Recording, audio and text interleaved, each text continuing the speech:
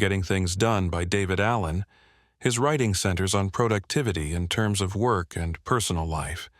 Having over 20 years of experience in management consultancy, he put together a method to increase efficiency in managing all the different aspects in a person's life through the application of this simple framework of techniques.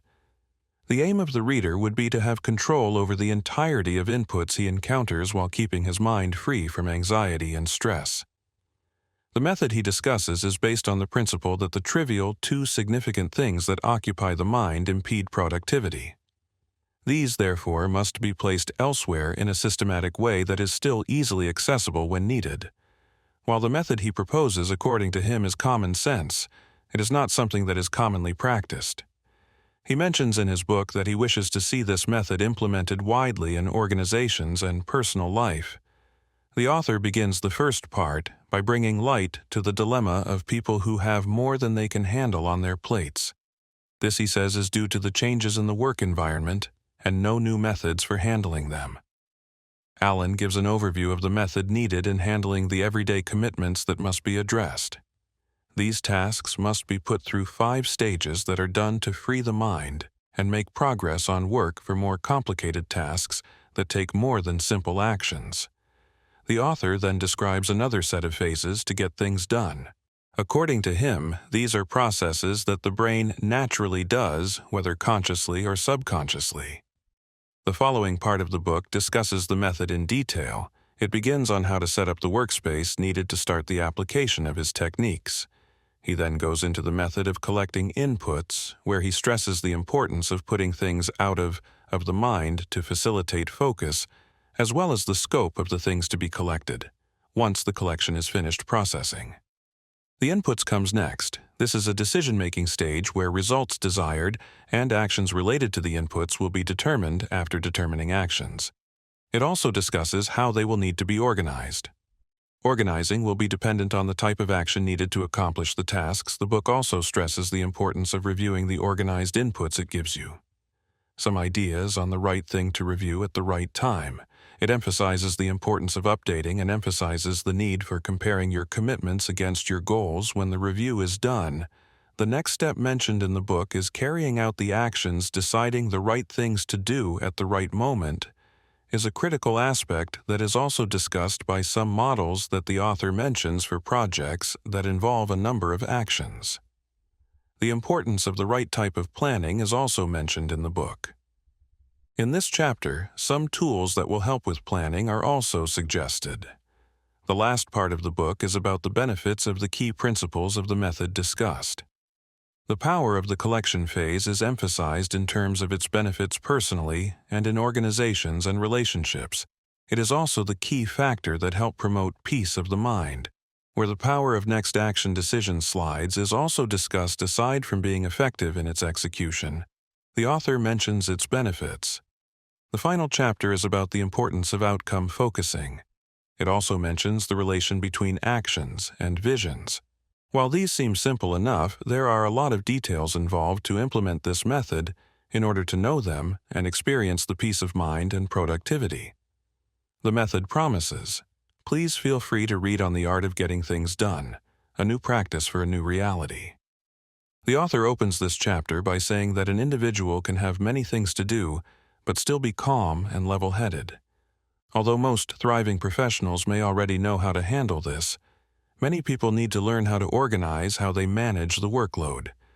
In this book, the author says that the strategies he will mention are mostly commonsensical, but a lot of people would need to change much of their work habits to apply them.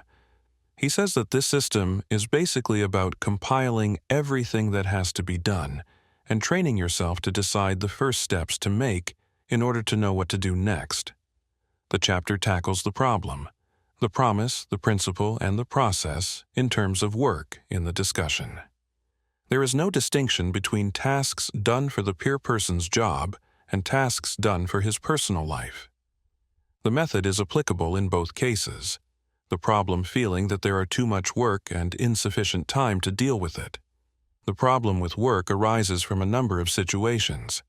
The first reason that the author mentions is that work no longer has well-defined limitations with physical work, transforming to knowledge work.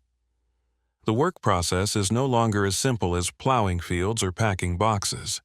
The questions people face with work projects have no clear-cut answers with no limits, or work is added to interdepartment communication, and issues changing job descriptions is another reason for the work problem mentioned in the chapter. The tasks people now handle aren't what they were originally assigned to do.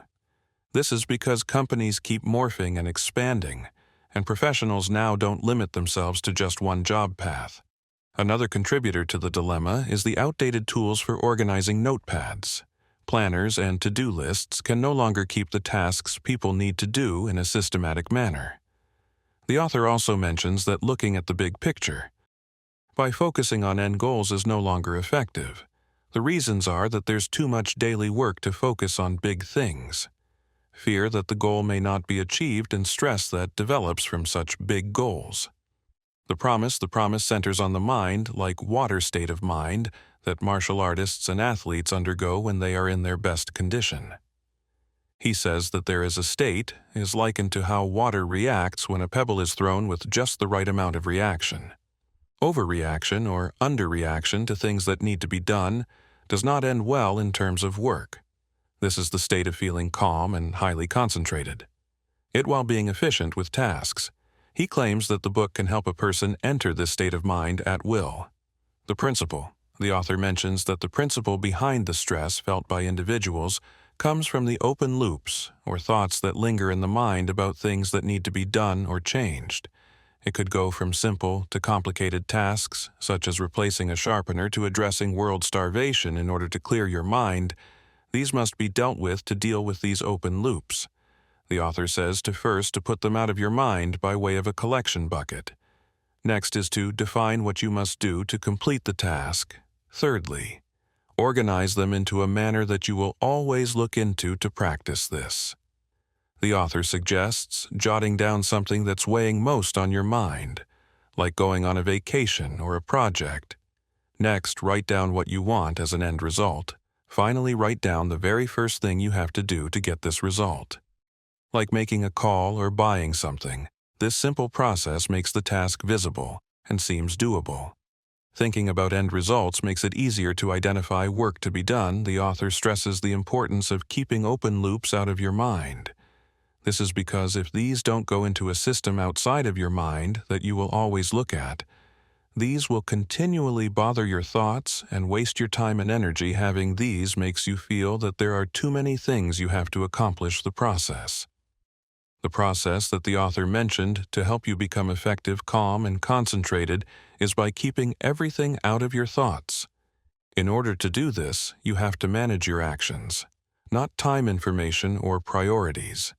Managing time information and priorities are misconceptions, because these are not things that can be controlled. Managing actions is the right approach here. The author recommends using a bottom-up approach instead of focusing on company goals. Focusing on current tasks will liberate you and enable you to be more creative and think of higher goals. The author says that open loops or commitments must be managed horizontally and vertically. Horizontal commitments involve day-to-day activities, while vertical ones include bigger goals such as company projects or a future trip. The key the author describes to managing actions is getting everything out of your thoughts. The author likens the mind to a computer RAM. It has limited storage capacity and can only think of a few things at a time. Therefore, everything must be put outside in the form of a bucket to help your mind. Focus, getting control of your life. The 5 stages of mastering workflow to manage the horizontal work done. In life, the author enumerates the 5 stages to go through: collect, process, organize, review, and do. He says that each stage should be done well. He suggests, like how he does personally, to do 1 stage at a time.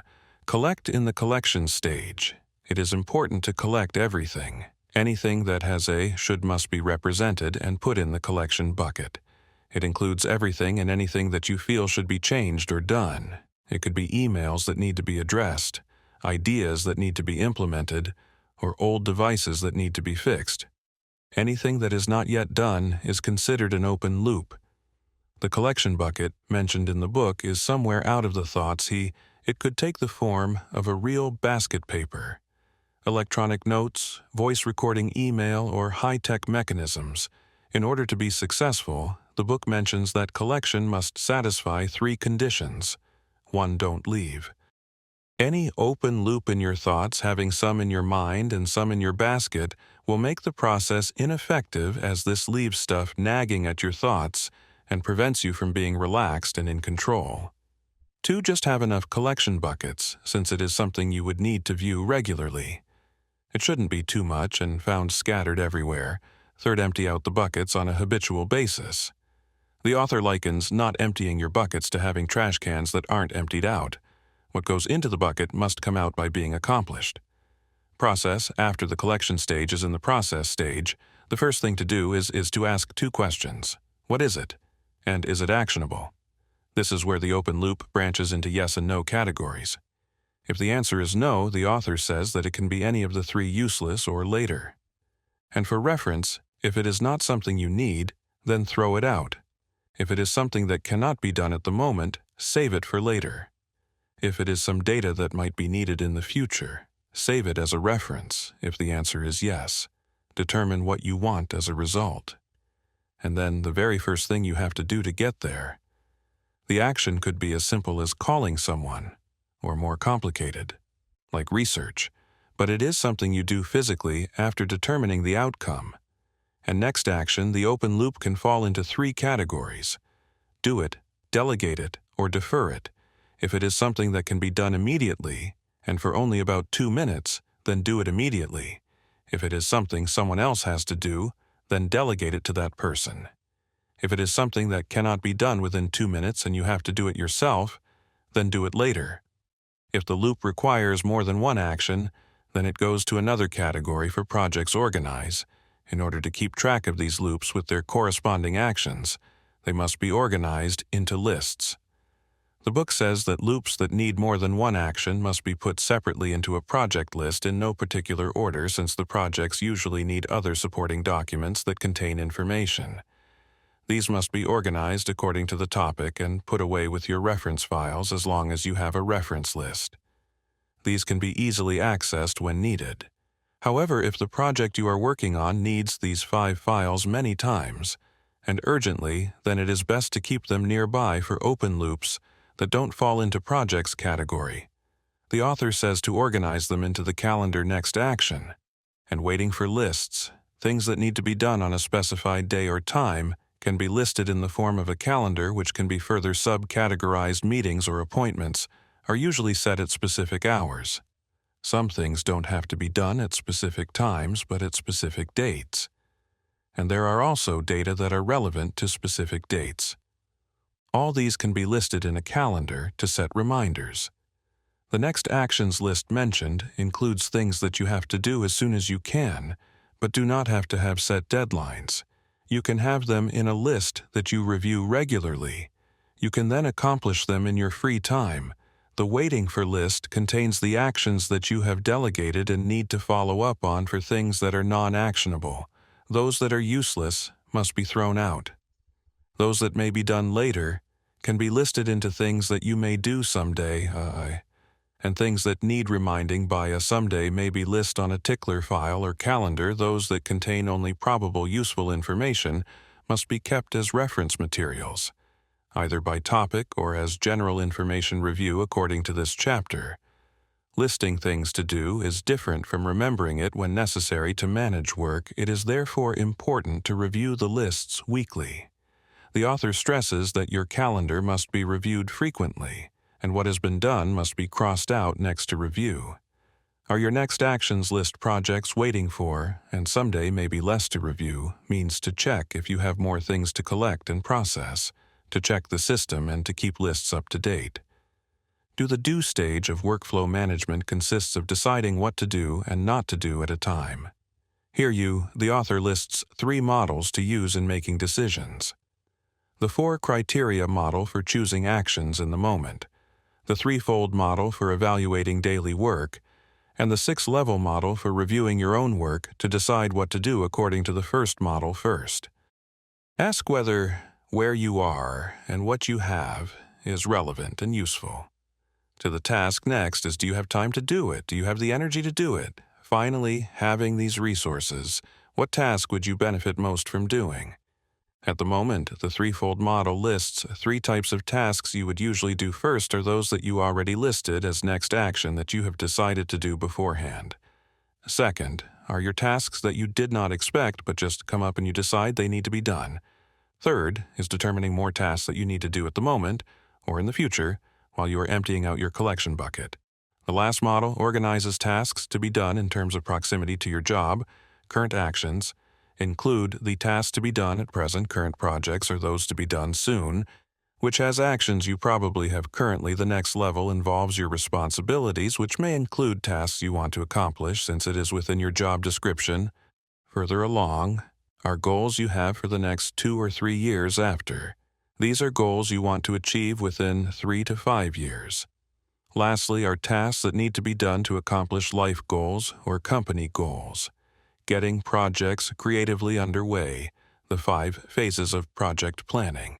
While the 5 stages of workflow are for the horizontal aspect of knowledge work, the 5 phases of project planning focus on the vertical aspect.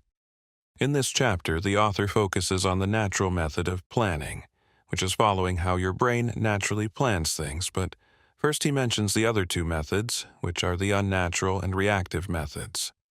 The unnatural planning the author mentions is what is usually done in organizations. Managers would usually ask for good ideas during meetings before asking for any ideas at all, or defining what is the purpose of the plan.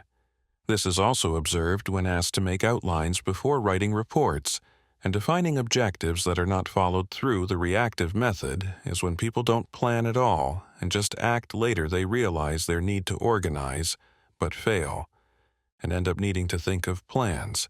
In the end, they end up questioning what they are doing. Things 4. This is the opposite of the natural way of planning. The natural method is patterned on how the brain actually plans. Although you may not be conscious about it, your brain actually goes through 5 stages of planning in most activities that you do. It determines a purpose and sets principles, envisions a result, brainstorms, organizes thoughts, and then identifies the actions that should follow. Defining purpose and principles. The first step in the planning process is defining a purpose for an action or a project. The author explains the whole process through a dinner example. Why would you go to dinner? Is it because you are hungry or because you want to spend time with someone? Having a purpose has a number of benefits, including a definition of success, a standard for making decisions, alignment of resources, motivation, focus, and additional options side by side with purpose as principle. According to the author, an example is setting a standard of behavior that others need to follow while doing the project, or rules that must be followed. Stress follows when principles aren't met in the dinner example. It defines what standards you are looking for, like the price and the service of the food. Outcome visioning. The next step is envisioning the result of your project and visualizing what success would look like. You could imagine being in the restaurant with people you want to be with a good atmosphere. Visualizing results would give the focus that the author says would generate more ideas, just like how the eyes would see all the red colors in the surroundings by just focusing on one red color, and how an optometrist would see people who wear glass in the room among so many people. Brainstorming. The third step in natural planning is brainstorming. When you think about a dinner, many things would pop into your head, such as the weather, what to wear, and so on. Just as the brain thinks randomly, planning would also be random, and at this point what must be done is to capture all of these ideas. Here, the author talks about mind mapping by Tony Buzan. In this method, the basic idea is the center, and related ideas are branched out around it. He says that an advantage of writing out the ideas is you can come up with more ideas while looking at what you have written. This is called distributed cognition. To make brainstorming possible, the chapter says to let ideas come without evaluating or criticizing. At this stage, the more ideas, the better, and analyzing must be saved for later organizing. After brainstorming is the organizing phase in a dinner scenario. This is where you think about the sequence of events that will happen when all ideas are mapped out. You will be able to see the connections and categorize them. Apart from this, the author says that while in the middle of organizing, you may spot other details that have been left out in order to organize thoughts. First, the important details must be picked out. These must then be categorized in terms of parts, sequences, and importance. Further details must then be provided. Identifying next actions, the last phase in planning is deciding on the next action. It could be calling the restaurant to make a reservation in the dinner scenario in a project plan.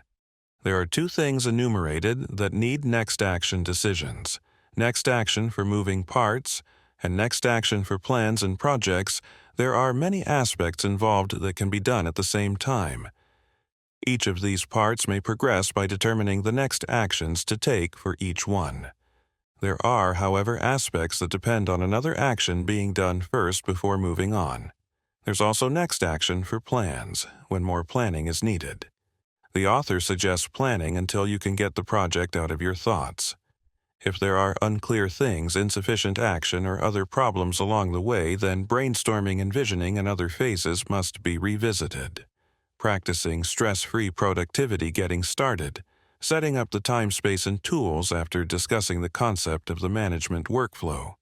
In this book, the author proceeds to discuss its implementation. From here, at the beginning of this chapter, the author talks about tricks. These, he mentions, are things set up by the smart part of your brain to make the not-so-smart part do something. He gives an example of when you put something that you need to bring to work at the front door the night before you do this. Knowing you might forget to bring it, setting aside the time, in order to begin executing the methods mentioned in the book, the author says to first set up a work area. It may take around 2 days to do this because of the many open loops that need to be collected and put through the stages. He writes that it has to be done on a free day to avoid disturbance, like on weekends to make sure you have the energy to do it. It cannot be done after work, setting up the space apart from setting aside time. You would need a physical workspace if you work at home. You can set it up there. If you go to an office, you need to set up space both at work and at home. Basically, what you need is a writing surface and the collection buckets. If you're usually on the move, it would be good to bring some tools, in case you have free time to work on some tasks. It is essential, as well, according to the author, to have your own workspace to yourself and not share it with others. Getting the tools you need to implement the method, you would also need some processing tools. If you are just starting, the author enumerates some of the basic tools you will need: at least 3 trays to put paper in, letter-size paper, pen clips, and binders, sticky notes, adhesive tape stapler, automatic labeler folders, elastic bands, calendar, and trash can in order to manage all the information you are going to collect. The question of whether you need an organizer or not also comes up in this chapter. The author says it depends on how you will manage the lists best. If having an organizer will help, then you can go for the old-school way of file folders or planners, or you can go high-tech with a gadget or computer filing system. One aspect of a filing system mentioned in the book is the general reference files. Having a good system for this, the author says, is important. General reference can include just about any information, whether interesting or informative, that does not go into the filing system you have according to topics related to work. The author suggests having a filing system in order to organize information. Here are some guidelines that he listed to help with your filing. Keep it near you, and within reach. Use only one system type, such as an alphabetic filing system. Keep new folders in stock for new files. Don't let your drawers become too full to ease pulling folders out. Use an automatic labeler. Use good quality filing cabinets to make filing smoother. Don't use hanging files and go to the traditional file folders instead. If you still have to use hanging files, then label the folders themselves. Put just one folder on each hanger in stock on new folders, and hangers do house cleaning every year by throwing away files you don't need anymore. In setting up your workspace, the author stresses that you need to set aside the commitment-free time for it. Focus on setting up your workspace collection, corralling your stuff, starting with the workflow. Management process comes after setting up the workspace as mentioned in the previous chapters. Collecting all the open loops or stuff is the first step in order to be stress-free and in control to collect these. You need to put them in your in-bucket. The author mentioned that most of his clients take about 6 hours or more to do this. Mentioned here are reasons why it is important to capture 100% out of your mind one. It is good to have an idea of how many things have to be done, too. It gives you a view of where you need to go, and 3, it frees your mind of distractions during the next phases. The author divides this collection process into 2, physical and mental. Gathering physical. Gathering physical gathering is done by scanning your surroundings for things that are out of place and need changing to know whether it should be in your in-bucket. Alan lists things that should be out of it, things you use as supplies frequently, like paper batteries, tissue paper, and other personal effects go out of your bucket and can stay where they are. Your reference materials, such as instructional manuals, contact lists, encyclopedias, and other books don't need to go in. Either decorations, art pieces, plaques, furniture, and other equipment can also stay where they are. However, if these things do need changing or organizing, like in the case of outdated magazines or messy supply drawers, they also need to go in your in-bucket collecting issues in the process of your collection. The author mentions some issues that may arise and how to deal with them if the stuff is too big to fit into your bucket. Write about it on paper and put a date on it. If there's too much to fit, you can place them around the bucket in the meantime until they are cleared out. Throw away things that are obviously trash instantly. If you're unsure, put it in the end bucket and then decide later. Don't get caught up in purging and organizing too much. And for too long, if there's too much to clean out, do it by batch. If you have existing systems and lists in place, it would be better to reorganize them into the new system if there's something you remember that you have to do urgently. Do it first. If it can be done later, put it in the bucket. If you don't want it to get buried in the stack, you can place a reminder somewhere as urgent, if you are unsure where to begin. Gathering the author lists, places where you can look. The first area is your desk. Go through your mail cards and notes from one end of your desk to another, then go over your drawers and check for things to organize or change. There, assess whether things on countertops and cabinets need to be organized as well, and determine if they need to be acted upon or filed away. Also, check inside cabinets, the shelves on bulletin boards, floors, and walls. Equipment, furniture, and fixtures check everywhere, even though the locations may seem unimportant. Mental gathering. Once you're done with physical gathering, you can now move on to mental gathering, or mind sweep. This is the time to scan your mind of any idea, project, or thing that occupies it. Whether big or small, write them down on separate sheets of paper.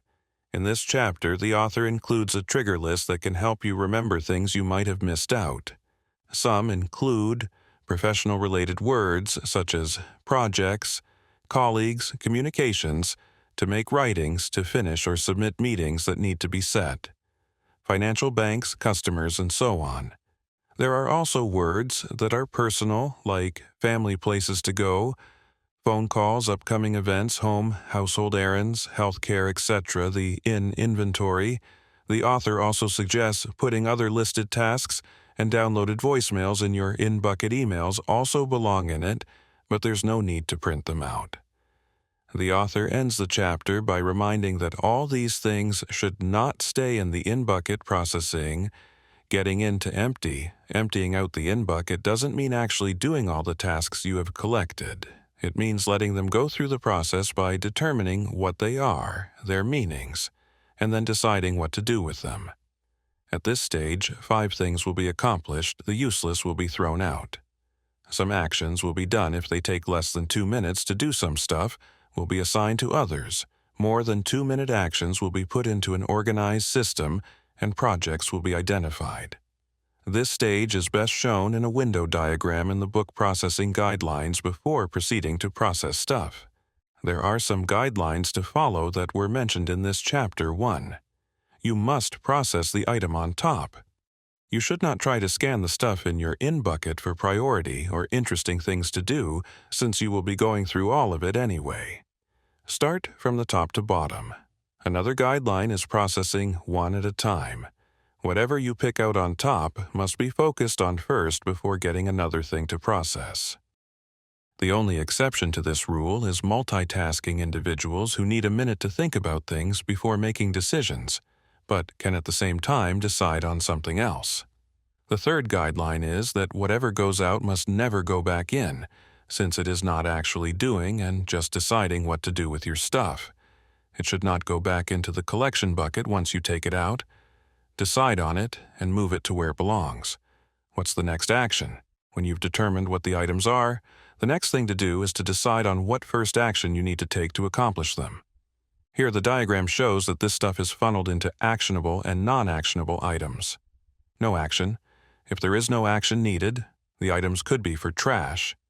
Incubate or reference trash is for items that are no longer needed, although most of them have been thrown at the collection stage. Some may still have gone in things that cannot be acted on at the moment, but probably can be done later. Go into incubate category examples given by the author are a watercolor class. You don't have to attend yet, but maybe in the future, ideas for next year's meeting and the like, these could either go into a someday maybe list or a tickler file, those that are not actionable but contain some information that you are interested in, or you think would be useful at some point have to be kept as reference, actionable if there is an action that needs to be done. This is the part where you decide what the next action would be. However, before coming to a decision, you first need to plan and analyze the circumstances.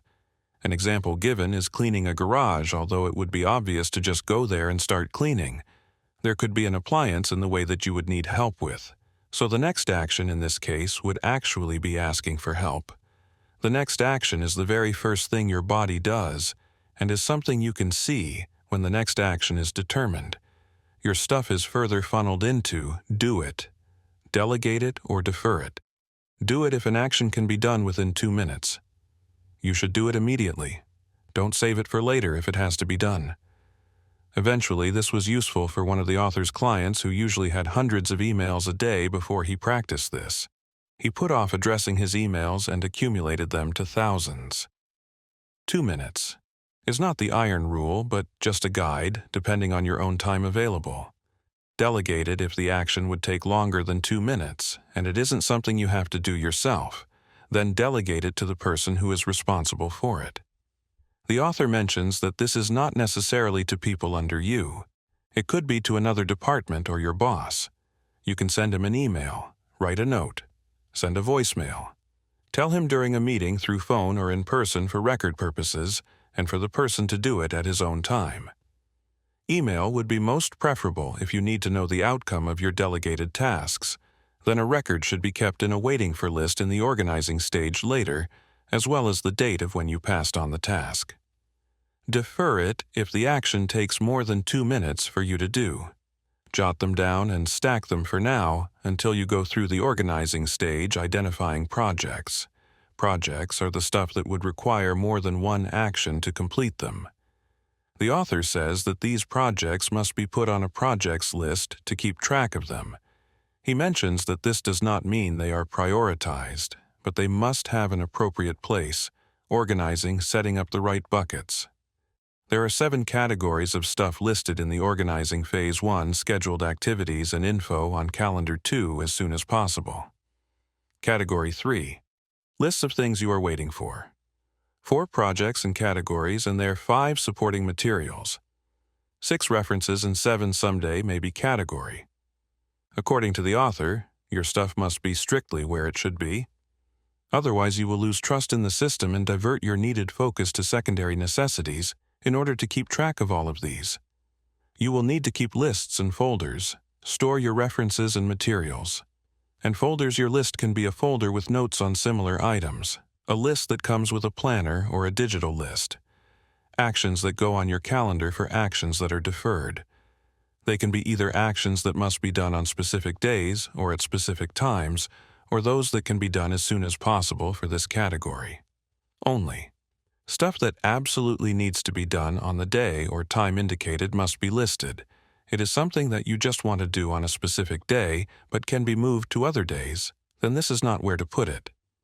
As soon as possible actions, for actions that must be done when you have the time, they must go into the next action. Or as soon as possible list, some people have a lot, while others have a few, and one list can accommodate all of their needed actions for those that have too much for one list. The author suggests categorizing them by context. He mentions some common context.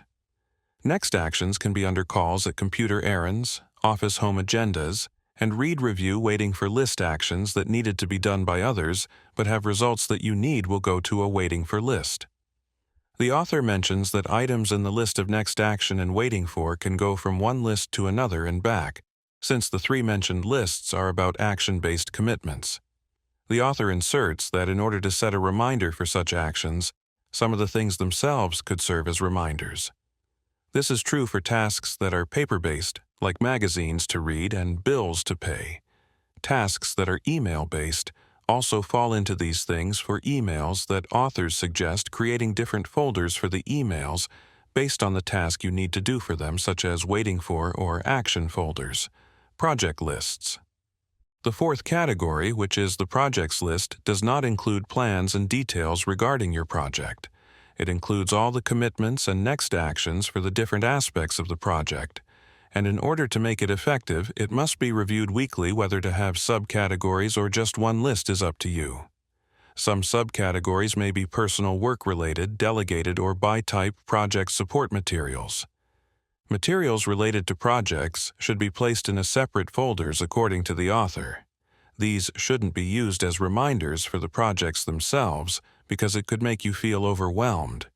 Just pull them out when you need them. There are various ways to file supporting documents for projects. The author enumerates attached notes on project lists, email categorized under projects, paper filed in folders or notebooks. Reference materials, information that is not actionable, is placed under this category in order to access the information you need. These must be organized properly. The author list. Some systems you could use general reference. These can be organized alphabetically, including any random information or material you have thought to be useful. Large category. Sometimes there could be so many files related to one topic. For these, you can file them in a separate drawer or cabinet. Rolodex and Contact Manager. If your work involves a lot of people, you might want to keep information about them separately, such as their phone numbers, birthdays, performance reviews, etc. Library and archive information that you would rarely need can be kept separately from your workspace, as long as it is organized in a way that's easily accessible someday. Mateys while collecting open loops. There may be some stuff that you thought of wanting to do in the future but didn't feel was urgent. Those things fall into someday. Maybe category. This section mentions that it could include a trip, doing the future project skills you want to have, etc. The book points out that there may be things on your list that you need reminders for, such as company events, projects in the future, or decisions you need to make, like hiring or changing careers. For these, you must put a trigger on your calendar to remind you at some point about them. Aside from a calendar, you can also use a tickler file for reminders. This serves as a physical calendar which you can send to yourself on specific days. If you have an assistant or something you review daily here, the author instructs how to set up a tickler file for this. You need 43 folders labeled 1, 31 to represent days of the month and January to December. For the months to organize the tickler system, the first folder must be the date of the next day. Once you reach the end of that month, the next folder must be the next month, followed by the days 1, 31. To use this, you need to check the content of the current folder every day and empty it out by accomplishing the tasks filed in it. Checklists. The author ends this chapter by discussing checklists. He says that during coaching, he encountered some memos to self that include keeping good health, spending time with family, good morale for the team, while some may have corresponding actions. Others may only serve as an overview of your filed commitments in the form of a checklist. These could include your career goals, family and relationship goals, financial goals, etc. Small matters may also require checklists, such as checklists of things to bring on a camping trip or your travels reviewing. Keeping your system functional when your system is all set up and organized. The next thing to do is to keep it running and useful by making sure to review it regularly in order to calm your mind and be in control. You must review the right things at the right time. Keep this system up to date and evaluate the system against your goals. What to look at when calendar. The very first thing to look at is your calendar or tickler file, so you would know if there's any time to do other activities aside from those that have a set schedule action lists next. The next thing to look at is your next actions list to scan for things that you could do with the time available, review in the right context, given your location and circumstance. You might want to review lists and relate to your boss or your spouse when you are with either one of them updating your system in order for the system to work. The author says that it must be trustworthy in order for it to be, so it must be up to date. This can be done weekly by doing the following. Collect whatever additional stuff has fallen onto your lap and put it in the in-bucket process, your notes that have accumulated. Check your calendar for previous tasks that have not been accomplished and reschedule them. Check future engagements on your calendar. Write down any newly formed open loops in your mind. Check your projects list, if all have next actions determined. Review your next actions list and cross out those that have been accomplished. Update your waiting for list. Look at your checklist. See if there are items in the someday maybe list that can be put into circulation. Check your supporting materials for needed actions. Think about new things that you may do. The author suggests doing your review on Friday afternoons, so the weekly stuff may still be fresh on your mind. You can talk to your colleagues if you need them for something, and your mind can be clear for your weekend break. The bigger picture reviews. Sometimes the book mentions there is also a need to evaluate your work against your life goals and objectives. You can ask yourself what you should do in the long term and make decisions based on these doing, making the best action choices and choosing what action to do. First, the author says to trust your intuition. In the 9th chapter of the book, he enumerates 3 models to help out in decision-making. These are formulated using a bottom-up approach. 4 criteria model for choosing actions in the moment in deciding what to do in the now. There are 4 criteria to consider in an orderly fashion context. Available time, available energy, and priority 1 context according to the book context is the first thing to consider. When selecting an action, this is in terms of locations and tools that are currently available to you. This is the reason why action lists are organized according to context. Time, the next thing to consider is the time available. If you have a scheduled meeting in a few minutes, find a task that you can do within that period of time. This makes your free time productive. 3, energy. The third consideration is your energy level. Doing a strenuous task at the end of a tiring day would not be advisable. However, not doing anything would not be good either. Therefore, the author suggests doing things that would require low energy, like casual reading, data entry, or even just tending your plans for. Priority. The last consideration in choosing what to do is priority, which among the things to do should be done. This depends on your goals and what you value. 3-fold model for evaluating daily work. The 3-fold model, the author writes, categorizes the type of work you do during the day. Doing work that comes from your action lists. Working on tasks that show up and were originally not in the plan. Processing new stuff that came into your collection. Bucket a problem, the author points out, comes when there are too many unexpected tasks that show up during the day. Focusing on this extra work will prevent you from doing your predefined tasks and could cause anxiety and stress. However, this stress, according to him, comes from being unaware of the predefined work that you are not doing.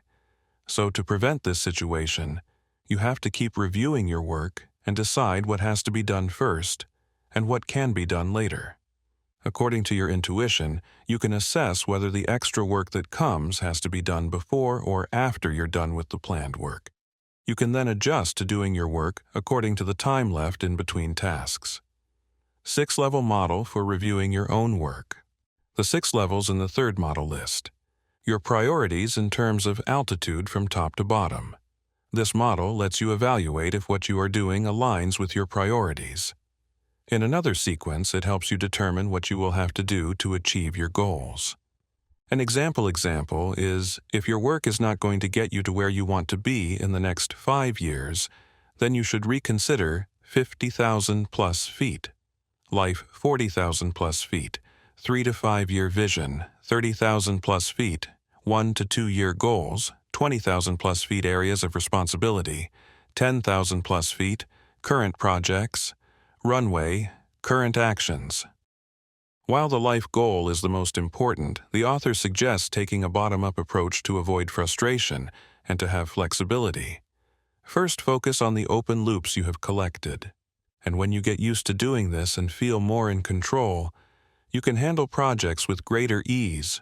Your current job, whether at work or personal, will determine your areas of responsibility. To be in control of this, you need to define the areas you need to focus on that may show projects you need to be doing. You can then assess where your path is going in the higher levels, and if there is a need to change your current tasks or do certain projects to align with your goals. Getting projects under control goes vertically into methods and tips for project planning. Importance of informal planning. At the beginning of this chapter, the author goes into the importance of informal planning according to him. Although there are formal ways of planning, they are very complex and can cause some resistance. On the other hand, informal planning fosters creativity. Projects that need planning are those that you are unsure about the next action to take, as well as those that you had an idea about at random in an informal planning setting. The author lists some common steps that you can use in your own way if you are not sure what the next action would be. These are brainstorming, organizing the related materials, setting up meetings with people who can help, and info. Gathering. Sometimes random ideas pop up when you are in places unrelated to the project. If these ideas are next actions to do, then include them in your next actions list. If not, then jot them down, so as not to forget them. Tools and structures for project thinking. Informal planning ideas may come at random, so some things are needed to record them. Thinking tools. Some tools facilitate thinking. The author shares that he gets good ideas while playing with his organizer. He says that this can help you focus. Writing instruments, pens, paperboards, and computers are tools you can use to record your ideas when they come up. Support structures. Your ideas must be captured and organized by way of support structures. These are a general reference filing system and software tools. The author lists software tools that may help: digital outlining software that can provide hierarchical outlines, applications for brainstorming, applications for project plans, digital notes, the power of the key principles, the power of the collection habits. The author says that there is more benefit to the simple methods he discussed in the book. Apart from emptying your mind to be able to focus and be relaxed, it will improve people's perception of you when you keep accomplishing the commitments related to them. Personal benefits. According to the author, most of those people he coached felt good and bad at the same time about the collection phase. Both feelings of anxiety and relaxation were experienced. He says that this is not because there's an overwhelming volume of things to do, but because you lose trust in yourself. When you break the commitment with yourself to do the things you have collected. In order to prevent this, the author says to do one of the following with your commitments. Don't make them learn to say no, only take up commitments that you know you need or really want to do. Complete it, just do it. Marking off tasks as done would make you feel a sense of accomplishment. Start with less than the 2-minute tasks. Renegotiate. Having collected things to do makes it easier for you to renegotiate them. An example of renegotiation was given about rescheduling a meeting or putting off cleaning a garage. The time management approach implied in the book is different from the traditional ones. Other models say not to do unimportant things. However, the problem with this is unimportant things would still take a space in your mind and keep nagging at you. The model discussed in the book makes way for you to capture them and decide which to do and not to do, as well as keep them off your mind. The key to making this process work is to collect 100% of the things in your mind, so you will be able to take focus on one thing at a time and have a mind like water. Relationships and organizations. The author also meant changes. The frustration that occurs when a group of people's communication system is a failure, on the other hand, are relationships and organizations that have good communication, where they collect the emails, voicemails, and other forms of communication and process them into their system. These make people more focused. He shares how he and his wife put stuff in each other's basket, and that this is out of courtesy so they don't interrupt each other from their work. The power of the next action decision, aside from the benefits of collecting the next action decision, also has power in it. Here, the author mentions his vision of organizations adopting the next action decisions in their planning and meetings. He also says that there's a difference between making this decision, when the commitment appears, and when things get out of control. Source of the technique, the author mentions that he got this technique from his friend and mentor Dean Acheson, and after coaching a lot of people, it has always helped in increasing productivity and calmness, creating the option of doing. Often the stuff that has been collected doesn't end up being done because the next action hasn't been determined. An example is if tires is written for the need for new tires, but no next action determined, someone would tend to not do it. However, if the next action is determined, like call the tire shop, it looks very doable and can be done since you know that it needs to go on the calls list and there is time before a meeting. And you see it can be done immediately. Why bright people procrastinate the most. Another discussion in this chapter is procrastination. The author says that people who are more creative and sensitive are actually the ones who do this the most, because they can imagine more about stuff to do and the negative feelings about them. The solution the author offers is to dumb down the brain by thinking of something simple. What is the next action? Determining the next physical action makes commitments look very doable. The value of a next action decision-making standard. Implementing the next action decision-making method gives several benefits listed here. Clarity meetings that end with next action decisions make things clear about what really has to be done, who has to do it, and when it has to be done in order to move forward. Accountability, defining the next action and who needs to do it, also defines who should be responsible and accountable for the progression of the task. Productivity, knowledge of what the next action should be, and seeing it as something doable also enables them to be done as soon as possible, thereby increasing productivity. Empowerment, being able to make progress on tasks and projects, increases your confidence and self-esteem and positive attitude. It makes you feel you can accomplish things, and you eventually do just that. The power of outcome focusing. Since studies have been conducted to show how imagination can create changes, the author wanted to find out if it could help people achieve what they want to happen. And to him, it proved to be useful. Without a doubt, he shares how people who applied the methods described in the book get better careers. It improves focus and ability to execute actions to achieve desired results. Significance of outcome thinking, as these are all related. The benefits are also the same when applied, and they cannot be achieved when one is missing without knowing what result you want to achieve. You cannot determine what next action to take. Conversely, you cannot achieve what you want unless you determine what to do. A friend of the author said that only two problems in life exist: not knowing what you want and not knowing how to get what you want. The solution, according to the author, is to decide what you want and make it happen. Magic of mastering the mundane. He also shares how his clients wonder how he can stay with them for hours with boring tasks. However, according to him, he finds pleasure in this and thinking how it could change their lives. He also learns things while asking simple questions.